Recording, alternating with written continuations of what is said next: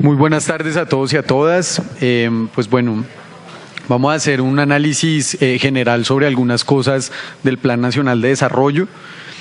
Bueno, nosotros le hemos determinado el Plan Nacional para el Subdesarrollo, ya vamos, digamos, a explicar mejor este tema, pero arrancando a leer el plan, resulta que vivimos en el paraíso. Esto es el paraíso. Colombia es el mejor país del mundo. Uno lee las primeras páginas de la exposición de motivos, en general lee el Plan Nacional y se encuentra que estamos en un paraíso terrenal. Frente a esto nosotros vamos a hacer cuatro cosas fundamentalmente: unas premisas para esta discusión, los debates centrales frente al Plan Nacional de Desarrollo, algunas puntaladas, digamos, sobre el tema de educación y unas conclusiones generales. Las premisas de análisis. Primero, la única forma de conseguir paz en este país va a ser resolviendo los problemas estructurales que generaron el conflicto armado. Esa es la única forma de conseguir la paz, y una de las grandes deudas del Estado colombiano con su sociedad es la educación. En el segundo periodo de Uribe la desescolarización subió en un 112% y Santos intenta remediarlo de alguna forma, pero aumenta cobertura en detrimento de la calidad, y eso lo demuestran las pruebas PISA, por ejemplo. Segundo, a cada modelo de país le corresponde un modelo de educación. Y cuando usted se piensa un modelo de país, usted pone a la educación en función de eso. Pareciera este plan que quiere que Colombia sea una sociedad de cazadores y de recolectores. Eso es lo que está pensando este Plan Nacional de Desarrollo. Y tercero, sin ser, digamos, muy enfático, nos encontramos en un sistema mundo donde Colombia está enmarcado. Es decir, Colombia no actúa porque sí sola en el mundo, sino que hay una serie de países que tienen más poder económico y político y son capaces de condicionar lo que puede hacer nuestro país. Ahora bien, vamos para allá. Los debates centrales con el Plan Nacional de Desarrollo. En primer lugar, el debate inicial es que el primer artículo plantea, abro comillas, el Plan Nacional de Desarrollo que se expide por medio de la presente ley tiene como objetivo construir una Colombia en paz, equitativa y educada, en armonía con los estándares de la Organización para la Cooperación y el Desarrollo Económico. Es decir, todo este plan está pensado en función de cumplir con lo que exige la OCDE. ¿Y qué nosotros necesitamos para entrar a la OCDE?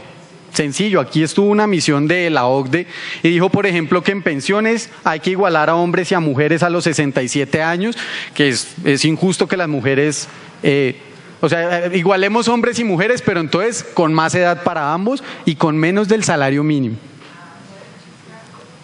En vez de redistribuir las pensiones altísimas que tienen ciertos senadores o expresidentes como el doctor Uribe, que tiene como 4 o 5 pensiones, en vez de quitársela a ellos y de distribuirla en el resto de colombianos y colombianas, entonces que los más pobres se pensionen con menos del salario mínimo. Eso es un país decente para ellos.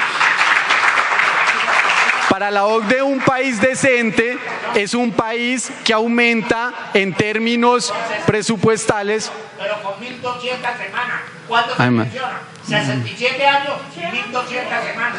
Es decir, estamos en un serio problema frente a reforma tributaria. La OCDE, ¿qué pide? La OCDE pide aumentar el IVA a más digamos, a más productos con más puntos. Eso es un país decente. En un país decente ellos piden ciertas reformas a la educación que ya vamos a reseñar. Pero el debate de fondo, ¿cuál es? ¿Por qué a los países más desarrollados les interesa que los países menos desarrollados como nosotros haga esa serie de reformas? Sencillo, porque es que Colombia, por ejemplo, el año pasado, en el 2014, pagó 49 billones de pesos en deuda externa, y a ellos le conviene que nosotros tengamos una economía precaria para que le sigamos pagando la deuda a ellos. Miren el caso de Grecia o miren el caso de España. Segundo, el segundo debate general con el Plan Nacional de Desarrollo, ese concepto del buen gobierno, que Santos y Uribe son muy amigos en eso, porque es exactamente ese Estado austero, ese Estado pequeño, ese Estado mínimo de la escuela norteamericana de los 70, que plantea una gerencia pública a través de la reducción del Estado a ciertas tareas. Y si ustedes se dan cuenta, lo que pasa en todos los sectores que aquí se han nombrado es que educación, salud, vivienda, en nada está el Estado. De todo se encargan los privados. Y tercero, en un debate general, bonita la democracia que se plantea en ese Plan Nacional de Desarrollo. Eso sí, para juzgar las demás democracias están los gobernantes colombianos, que en Venezuela es una dictadura, pero no, aquí es la democracia. El Plan Nacional dice que las consultas previas son obligatorias. Y en este plan no consultaron a las comunidades afro ni a las comunidades palenqueras. Bonito el concepto de democracia. Entonces todo lo que va a pasar en adelante va a ser en este contexto. frente al tema de la educación, ya nuestra compañera también de la MANE se va a referir en esencia, digamos, a las cosas más particulares, pero lo que queremos señalar es una cosa a propósito de lo que la funcionaria del departamento planteaba, es que el artículo 54 plantea el Sistema Nacional de Educación, ¿no? El sistema terciario de educación, y es crear puentes entre cada una, digamos, de la educación técnica, la educación tecnológica. Increíble, ¿no? Es la misma ley que nosotros derrotamos con la movilización de 2011, es la misma, dice puentes y para que su merced los apunte. O sea, una ley que nosotros ya derrotamos porque a la luz de la sociedad quedó clara que eso iba a acabar con la educación pública colombiana. Artículos 9, 115 y 116, lo mismo que usted está diciendo acá. Y además, ustedes dicen vamos a igualar la educación técnica, tecnológica, universitaria, pero no se va a igualar por arriba, sino que se va a igualar por abajo. ¿Qué es lo que exige la OCDE en el documento denominado de la educación superior en Colombia, en la página 317? De lo que se trata es de generar cursos de menos duración, como por ejemplo esos cursos que la señora actual ministra de Educación, que nunca va a los debates, ella es una mujer muy ocupada. Ella cuando estuvo en el SENA, ¿cuáles eran los cursos? Cursos de 1 año para atender la cama, para decorar fiestas con bombas. No, pues buenísimo.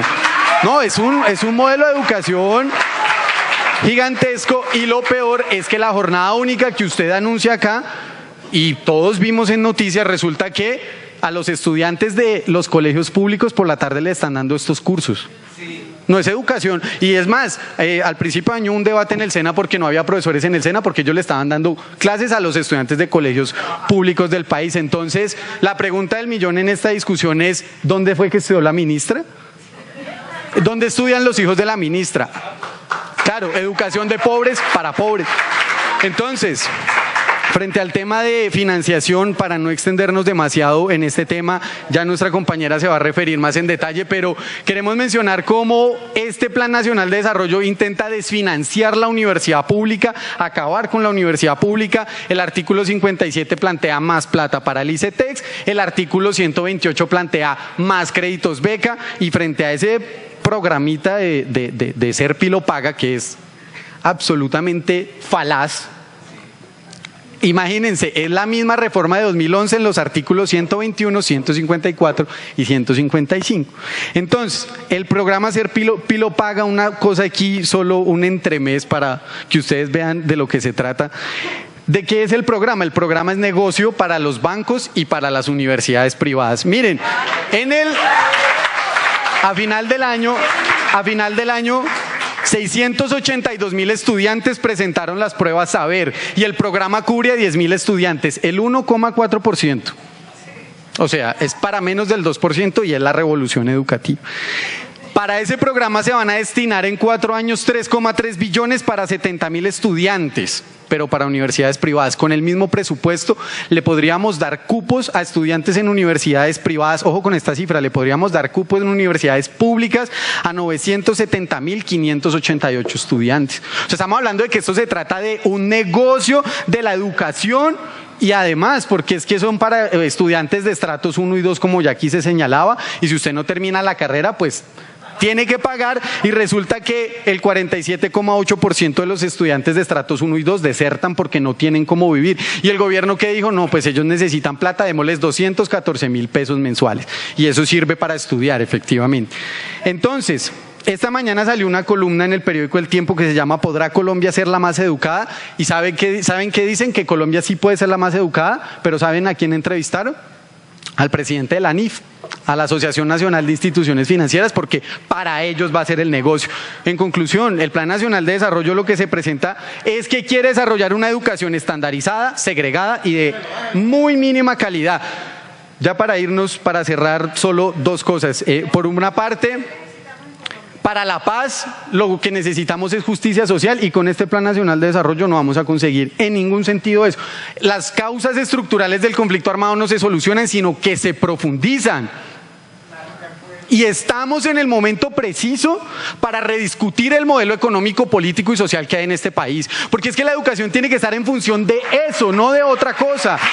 Rediscutamos el modelo político, rediscutamos el modelo económico, y sobre esa base encauzamos la educación Y para eso necesitamos la participación decidida de toda la ciudadanía, como por ejemplo ha decidido esta mañana la Facultad de Ciencias Humanas de la Universidad Nacional alzarse en una asamblea porque resulta que no hay profesores y a 3 semanas de haber iniciado clases, pues allí no se han empezado con regularidad. Y por último, Einstein decía una cosa sencilla y es que la locura implica hacer la misma cosa una y otra vez esperando resultados distintos. Y según esa definición, pues el gobierno colombiano está absolutamente loco, porque vuelve y hace lo mismo, vuelve e insiste en las mismas reformas, vuelve y genera lo mismo y está esperando resultados distintos.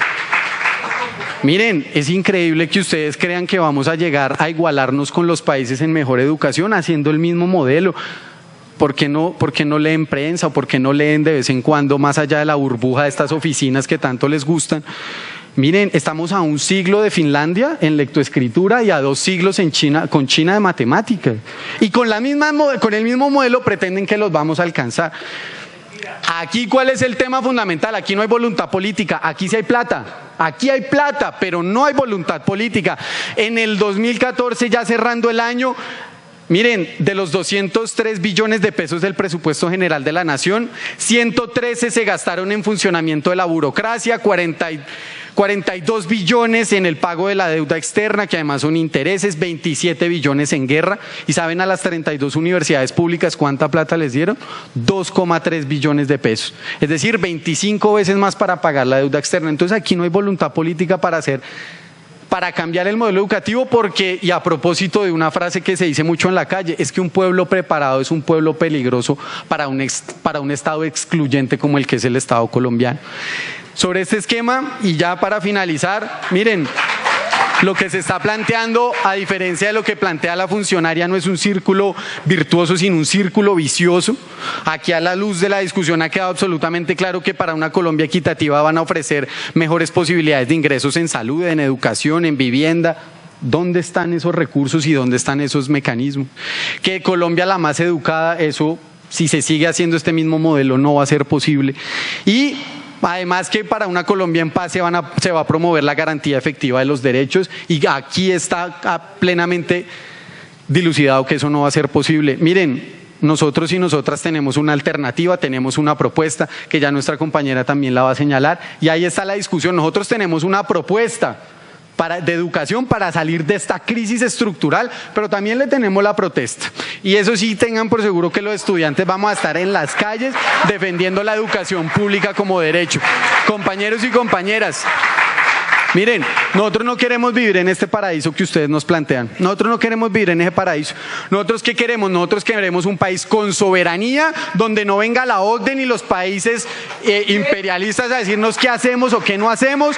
Nosotros queremos vivir en un país con democracia, donde sean partícipes las comunidades negras, las comunidades palenqueras, las amas de casa, los indígenas, porque resulta que en realidad en derecho sí deberíamos valer todo lo mismo, pero aquí hay unos ciudadanos que valen más y otros que valemos menos. Queremos un país en paz y eso implica resolver las causas históricas del conflicto. Sobre este esquema no queremos vivir en su paraíso, queremos vivir en un país con soberanía, con democracia y con paz. Y finalmente, queremos vivir en un país donde todos y todas podamos ser felices. Muchas gracias.